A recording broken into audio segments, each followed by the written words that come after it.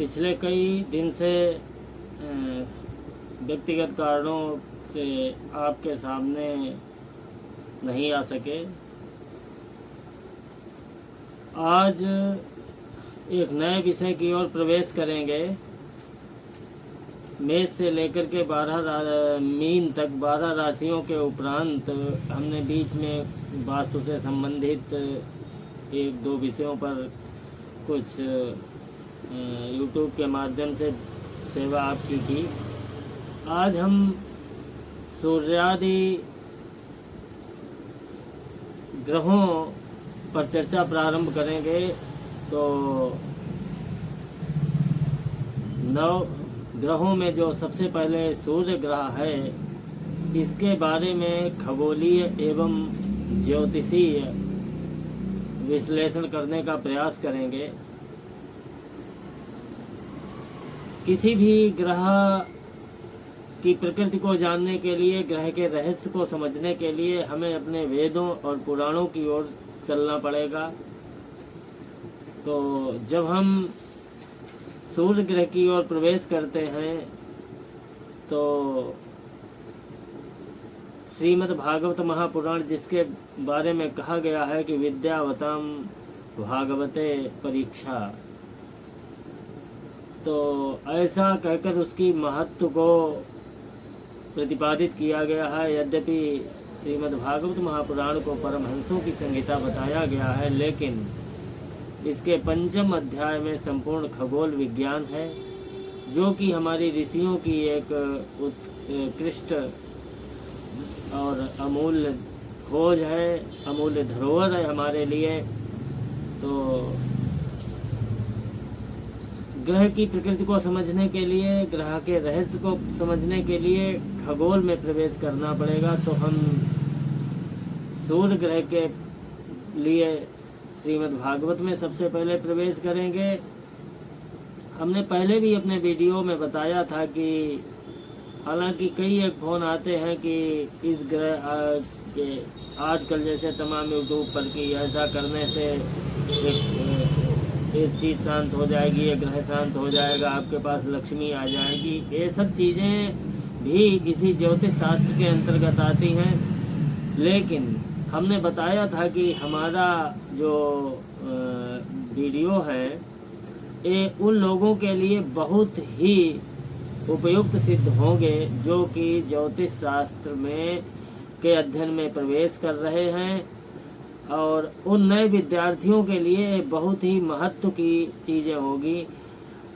और जो लोग ज्योतिष सीख रहे हैं, ज्योतिष का अध्ययन कर रहे हैं किसी यूनिवर्सिटी आदि के माध्यम से, उनके लिए बहुत उपयोगी होगी।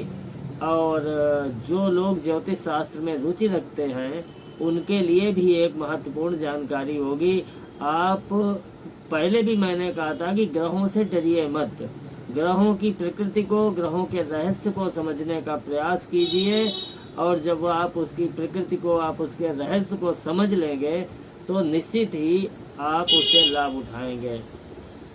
आजकल एक परंपरा है कि ग्रह के नाम से बहुत से लोग हमारे पास ऐसे आते हैं कि तमाम लोगों को कुंडली दिखाई, एक नया डर, जिसके पास जाओ वो एक आपके अंदर एक नया डर बैठा देगा कि ये समय बहुत खराब है, ग्रह बहुत खराब चल रहा है। ये तो अच्छा या खराब, ये तो प्रकृति का नियम है, चलता ही रहेगा। इसीलिए मैं बार बार कहता हूँ कि आप इससे डरना बंद कीजिए।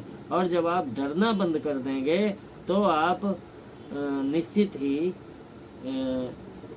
जो इसके लाभ है, जो इसके फायदे हैं, उनसे स्वयं भी लाभ और फायदा उठा सकेंगे। तो सूर्य ग्रह के लिए प्रवेश करेंगे श्रीमद् भागवत महापुराण के 5वें स्कंद में।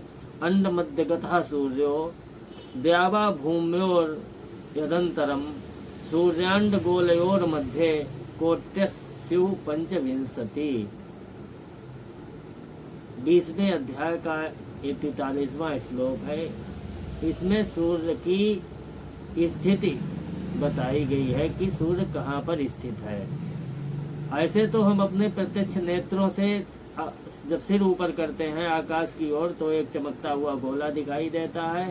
प्रातः काल वो पूर्व दिशा में और भ्रमण करता हुआ सायंकाल के समय पश्चिम दिशा में अस्त होता हुआ एक सूर्य का हमें गोला दिखाई देता है।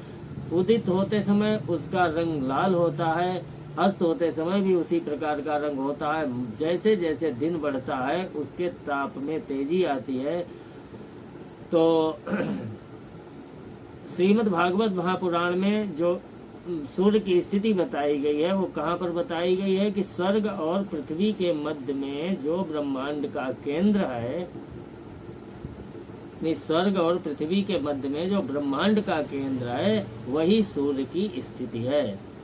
सूर्य और ब्रह्मांड गोलक के मध्य में सब ओर से 25 करोड़ योजन का अंतर है। ये स्थिति बताई गई है श्रीमद् भागवत महापुराण में, जो कि उसके व्यास जी ने श्रीमद् भागवत महापुराण की रचना की और सबसे अंत में रचना की। अब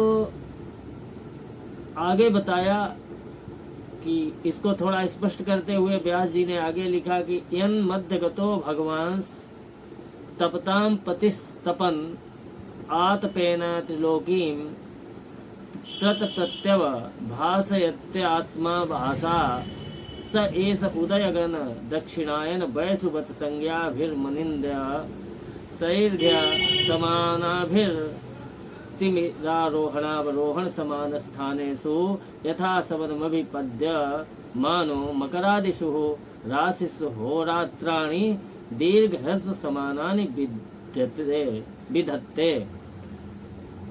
पंचम स्कंद के अध्याय संख्या 21 श्लोक संख्या 3 में सूर्य की स्थिति को और स्पष्ट करते हुए श्रीमद् भागवतकार व्यास जी लिखते हैं कि दिवलोक और भूलोक के मध्य में जो अंतरिक्ष लोक है, इसके मध्य भाग में स्थित ग्रह और नक्षत्रों के अधिपति भगवान सूर्य अपने ताप और प्रकाश से तीनों लोगों को तपाते और प्रकाशित करते रहते हैं।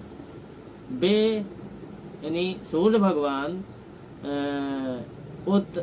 हमारी जो वैदिक सनातन परंपरा है उसमें हम इनको देवता की संज्ञा देते हैं। ग्रहों के अनुसार ये सूर्य ग्रह है।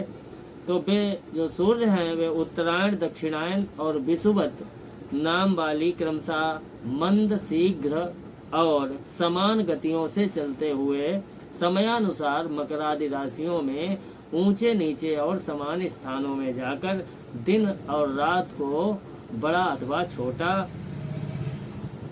और समान करते हैं। ये सूर्य का कार्य बताया, उनकी स्थिति बताई और स्थिति को स्पष्ट करते हुए उनके कार्य को बताया। तो जो लोक में, संसार में जो हमारे लिए कोई काम करे वो हमारे लिए पूजनीय होता है। हम उसकी पूजा करते हैं। जैसे माता पिता हमको जन्म देते हैं, इस कारण हम उनकी पूजा करते हैं, सेवा करते हैं। और फिर सूर्य तो प्रत्यक्ष देव हैं। हमारी जो वैदिक सनातन सभ्यता है, संस्कृति है हमारी, उसके अनुसार वो प्रत्यक्ष देवता हैं। तो उनसे प्रार्थना की गई है कि प्रार्थना करते हुए उनके कार्य को फिर भागवतकार जी ने स्पष्ट करते हुए लिखा कि देव तिरंग मनुष्याणाम सरीसृप सभीरुधाम सर्वजीव निकायानाम सूर्य आत्मा दृगीश्वरः। भागवतकार ने पंचम स्कंद के अध्याय संख्या 20 श्लोक संख्या 46 में लिखा है कि सूर्य ही देवता हैं और देवता के साथ साथ तिर्यक, मनुष्य, सरीसृप, लता, वृक्षादि समस्त समूहों के आत्मा और नेत्रेंद्रिय के अधिष्ठाता हैं। यानी जो शरीर में नेत्र रूपी चाक्षुष इंद्रिय होती है उसके अधिष्ठाता है। इसीलिए वेद में प्रार्थना की गई है कि वर्महा असि सूर्य बडादित्य महा असि महस्ते सतो महिमापनस्य तेद्धा देव महा असि। इसका अर्थ है कि बड़ महा, हे जगत प्रेरक सूर्य देव, आप ही सर्वश्रेष्ठ हैं। अज सूर्य बड़ा आदित्य महा, यानी आप ही सर्वश्रेष्ठ हैं।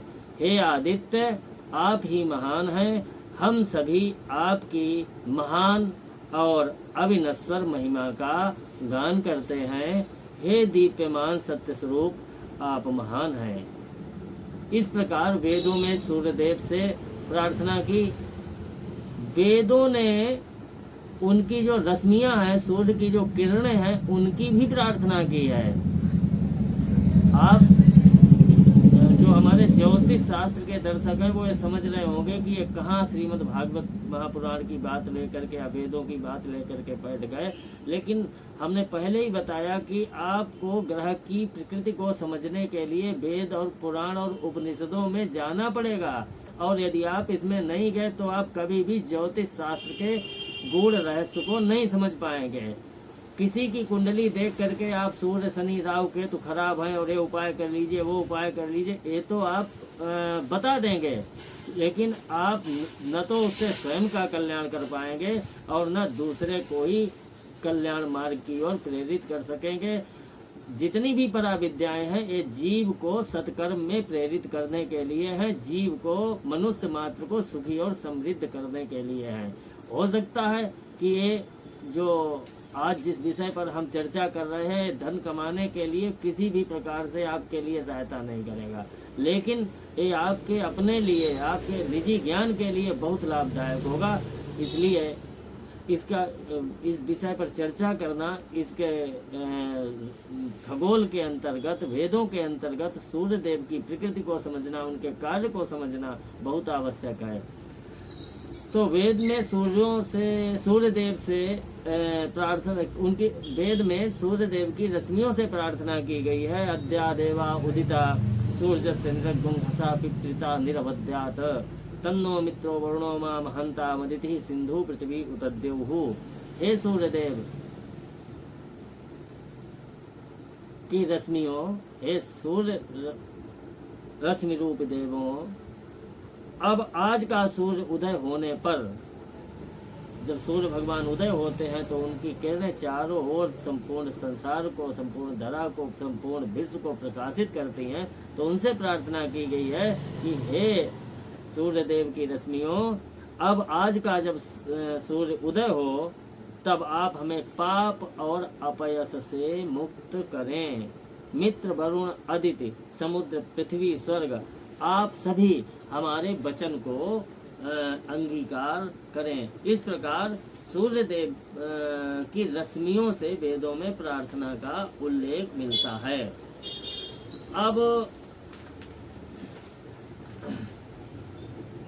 आगे बताया है श्रीमद् भागवत महाकार ने कि काल की गति के नियंता भगवान सूर्य देव हैं, और ये व्यवहारिक रूप से भी हम जानते हैं कि इस काल जो है, दिन और रात्रि, ये सब सूर्य के ही अधीन है।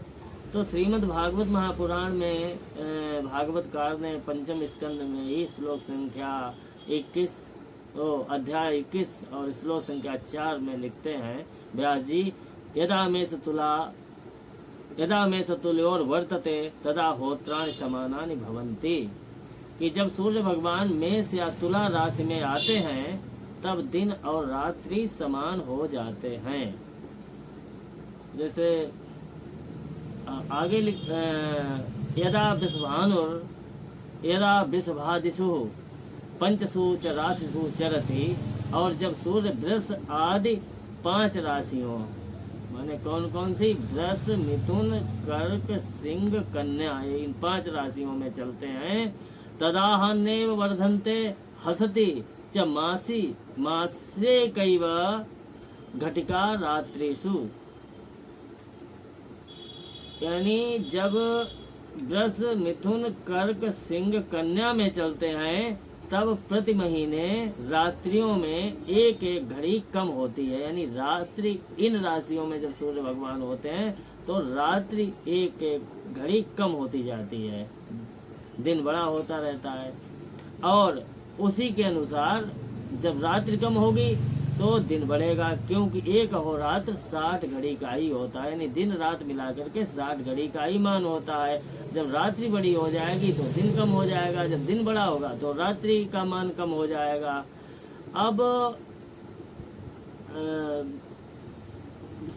स्कंद 5 के अध्याय 21 के 5वें श्लोक में भागवतकार लिखते हैं कि यदा वृश्चिकादिषु पंचसु वर्तते तदा होत्राणि विपर्याणि भवन्ति। जब सूर्य वृश्चिक आदि 5 राशि हो, माने कौन कौन सी? वृश्चिक, धनु, मकर, कुंभ, मीन, इन राशियों में चलते हैं, तब दिन और रात्रियों में इसके विपरीत परिवर्तन होता है।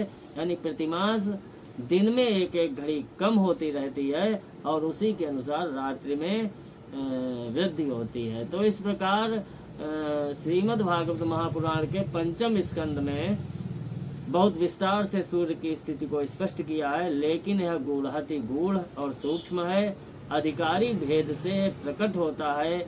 इसे समझना और समझाना हमारे लिए तो बहुत कठिन है। इसलिए मैं सूर्यदेव को प्रणाम करते हुए उनसे प्रार्थना करता हूँ, हिरण्येन पात्रेण सत्यस्या पिहितं मुखम तत्तत्वं पूषण अपावृण सत्य धर्माय दिष्टये। ईशावास्योपनिषद के इस 15वें श्लोक के माध्यम से सूर्यदेव से प्रार्थना की। सूर्य कभी अस्त नहीं होता है, जब छिपता है तो ऐसा माना जाता है कि दिन का अंत करके वह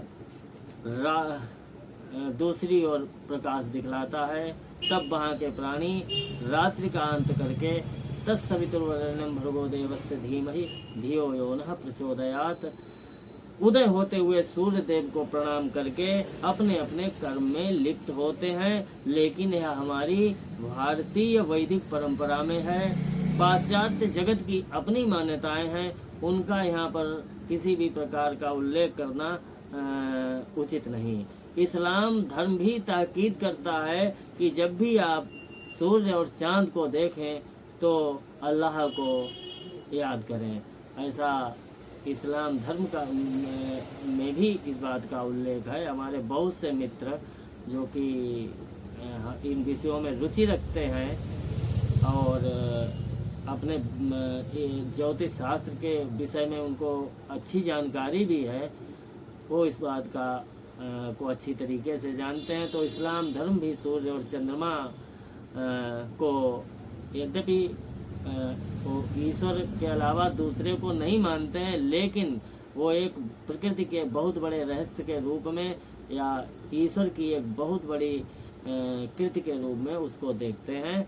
इसीलिए वो इस्लाम ताकीद करता है कि आप जब भी सूर्य और चांद को देखें तो अल्लाह को याद करें।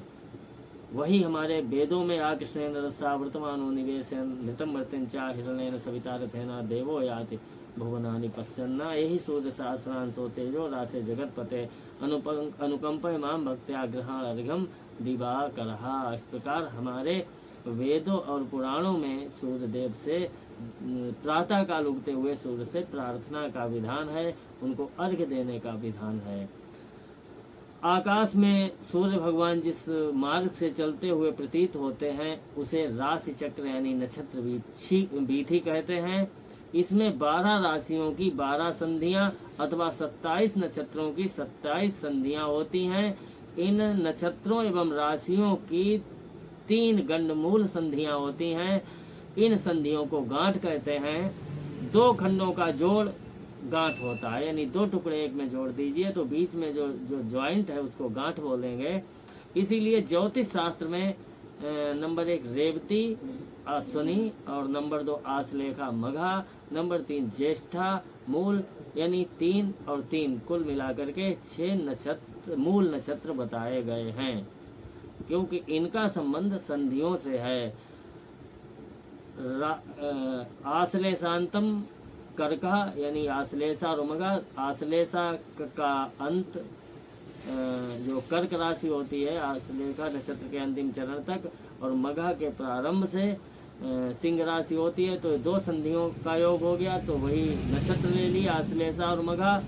ज्येष्ठांतम वृश्चिका और मूलम च पूर्वा खाड़ोत्तरा खाड़ा पादई को धनु, वो यानी ज्येष्ठा वृश्चिक राशि हो गई और वृश्चिक के बाद मूल नक्षत्र धनु राशि में आ गया। इधर रेवत्यांते मीना और अश्विनी भरणी कृतिका पादे को मेघा, अश्विनी नक्षत्र मेष राशि में आ गया। तो ऐसे 3 और 3 मिला करके 6 जो मूल नक्षत्र होते हैं वो भी सूर्य की गति के आधार पर बनते हैं। अब सूर्य के जो गुण धर्म है,